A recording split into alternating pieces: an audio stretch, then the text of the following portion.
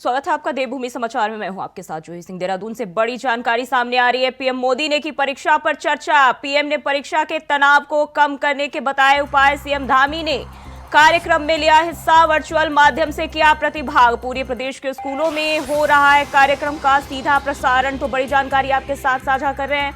PM Modi ने परीक्षा पर चर्चा की और इस दौरान जो है सीएम धामी भी इस कार्यक्रम में शामिल हुए वर्चुअली। उन्होंने इस दौरान जो पूरे देश के स्कूलों में हो रहे कार्यक्रम का सीधा प्रसारण किया जा रहा है और सीएम धामी ने कार्यक्रम में हिस्सा लिया है। तो प्रधानमंत्री नरेंद्र मोदी ने परीक्षा पर चर्चा कार्यक्रम में जो है बातचीत की है, छात्रों से संवाद किया और इस दौरान जो है भारी संख्या में लोगों ने इस कार्यक्रम में हिस्सा लिया और सीएम धामी भी इस कार्यक्रम में शामिल हुए।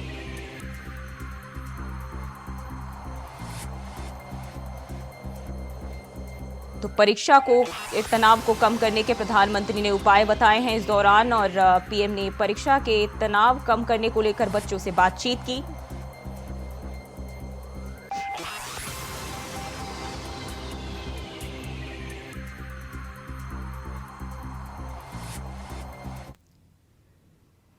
और रुद्रप्रयाग से बड़ी जानकारी सामने आ रही है। सीएम धामी ने खोला घोषणाओं का पिटारा। 1 अगस्त मुनि को राजकीय मेला घोषित किया जाएगा। दूसरा, सामुदायिक स्वास्थ्य केंद्र में विशेषज्ञ चिकित्सकों की नियुक्ति की जाएगी। तीसरी, मां गौरी के मंदिर का सौंदर्यीकरण किया जाएगा। इसी के साथ श्री मद्दमहेश्वर धाम को विकसित किया जाएगा। जाग तोली में मिनी स्टेडियम की स्थापना भी की जाएगी। छेनागाड़ में पेयजल योजना का निर्माण किया जाएगा। इसी के साथ राजकीय पॉलिटेक्निक चोपता के भवन का निर्माण किया जाएगा। अगस्त मुनि से चाका मोटर पुल का निर्माण किया जाएगा। तो ये बड़ी जानकारी सामने आ रही है। सीएम धामी ने घोषणाओं का पिटारा खोला है और मां गौरी के मंदिर का सौंदर्यीकरण का काम किया जाएगा। सामुदायिक स्वास्थ्य केंद्र में विशेषज्ञ चिकित्सकों की नियुक्ति भी की जाएगी।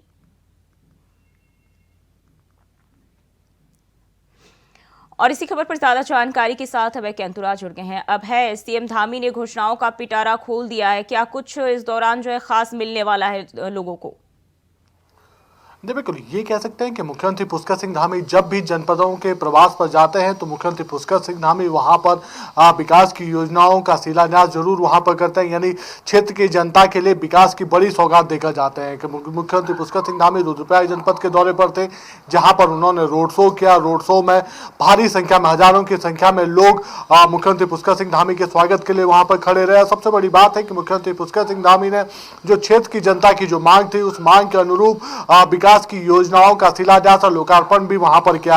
लगभग 468 करोड़ की विकास की जो योजनाएं, उन योजनाओं की सौगात देने का काम मुख्यमंत्री की तरफ से वहां पर किया गया। सबसे बड़ी बात है कि ऋषि अगस्त की जो तपोस्थली रही है अगस्त मुनि, उस धरती से मुख्यमंत्री पुष्कर सिंह धामी ने क्षेत्र की जनता के लिए विकास की योजनाओं का घोषणा यहां पर किया। तो ये समझा जा सकता है कि मुख्यमंत्री पुष्कर सिंह धामी क्षेत्र के विकास के लिए लगातार चिंतित नजर आते हैं। जब भी वो जनपदों के प्रवास कार्यक्रम पर जाते हैं तो जनता से सीधा संवाद करते हैं। जनता की जो जरूरत है, यानी क्षेत्र के विकास से जुड़ी जो चीजें वहां पर चाहिए होती है, उनकी प्राथमिकताओं के आधार पर देने का काम मुख्यमंत्री पुष्कर सिंह धामी वहां पर करते हैं। जनपद के जो अधिकारी होते हैं उनसे सीधा बातचीत वहां पर करते हैं। विकास की योजनाओं का जो अभी तक के जो कामकाज हुए हैं उसका फीडबैक वहां पर लेते हैं।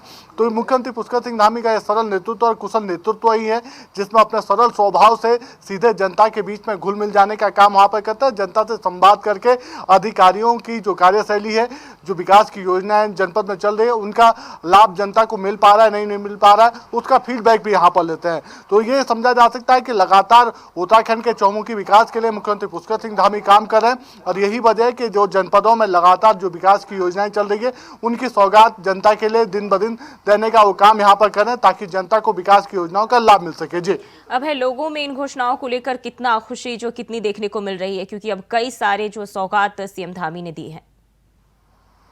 स्थानीय जनता लगातार जो मांग यहाँ पर कर रही थी, चाहे वो मोटर पुलों से लेकर के हो या सड़कों के निर्माण की बात हो, उसको पूरा करने का काम मुख्यमंत्री पुष्कर सिंह धामी की तरफ से किया गया है। साथ ही जो क्षेत्र में आस्था और संस्कृति के जो द्योतक रहे हैं, चाहे वो वहाँ के राज्य के जो मेले वहाँ पर होते हैं, छोटे छोटे जो पॉइंट सांस्कृतिक जो मेले होते हैं, उनको राज्य के मेले के स्वरूप देने का काम मुख्यमंत्री की तरफ से वहाँ पर किया गया।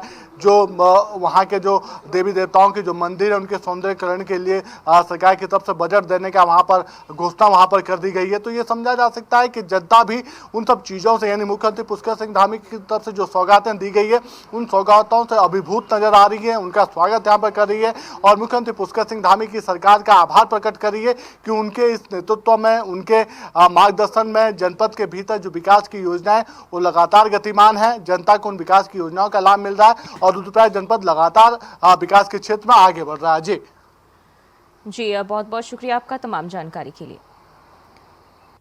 और हरिद्वार से बड़ी खबर सामने आ रही है। सीएम पुष्कर सिंह धामी करेंगे दौरा, अयोध्या जा रहे यात्रियों को देंगे शुभकामनाएं। अयोध्या के लिए रवाना होगी आस्था स्पेशल ट्रेन, हरी झंडी दिखाकर तीर्थ यात्रियों को करेंगे रवाना। तो हरिद्वार से बड़ी जानकारी सामने आ रही है और ट्रेन में पहली बार आएंगे 1500 राम भक्त। तो हरिद्वार में सीएम धामी जो है आज दौरा करेंगे, अयोध्या जा रहे यात्रियों को शुभकामनाएं देंगे और ट्रेन में पहली बार जो है 1500 राम भक्त अयोध्या जाएंगे। तो मुख्यमंत्री इस दौरान हरी झंडी दिखाकर तीर्थ यात्रियों को रवाना करेंगे और ये बड़ी खबर आपके साथ हरिद्वार से साझा कर रहे हैं। सीएम पुष्कर सिंह धामी हरिद्वार दौरा करेंगे, जहां अयोध्या जा रहे यात्रियों को शुभकामनाएं देंगे।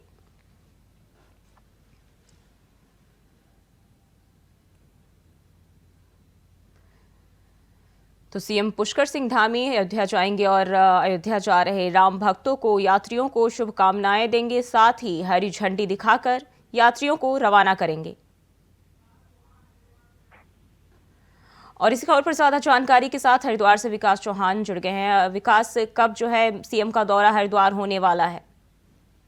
देखिए, पुष्कर सिंह धामी आज लगभग 2 बजे करीब हरिद्वार पहुंचेंगे, जहां जो 2:30 बजे यहाँ हरिद्वार से अयोध्या के लिए एक ट्रेन, विशेष ट्रेन यहाँ से रवाना होगी, जिसमें लगभग जो राम भक्त 1500 राम भक्त हैं वो यहाँ से आज रवाना होंगे और जिनको हरी झंडी, ट्रेन को हरी झंडी दिखाकर पुष्कर सिंह धामी यहाँ से रवाना करेंगे।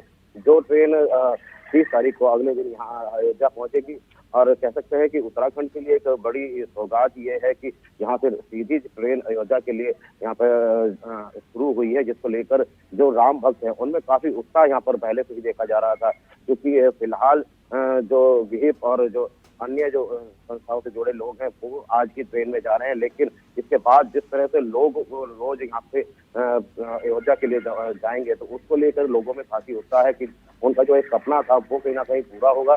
एक राम जो अयोध्या में आए हैं उनको दर्शन के लिए वो यहाँ पर काफी उत्साहित पूरे हरिद्वार से, और जितने भी उत्तराखंड के लोग हैं जो हरिद्वार पहुंच रहे हैं उनमें काफी उत्साह भी देखा जा रहा है।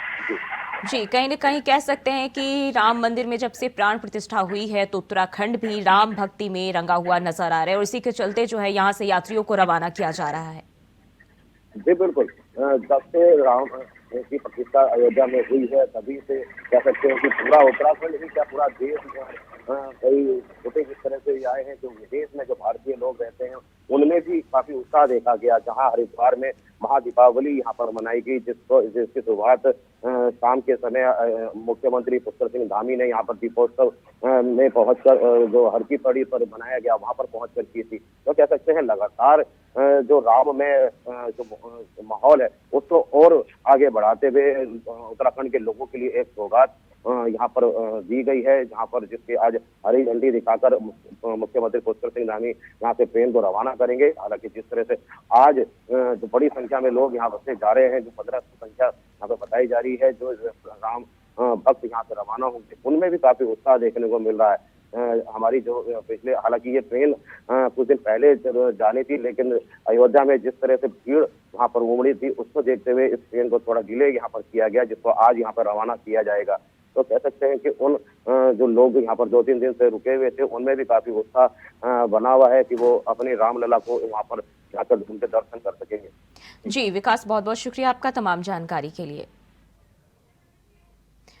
और देवभूमि समाचार में फिलहाल के लिए बस इतना ही। खबरों के लिए बने रहिए इंडिया वॉइस के साथ।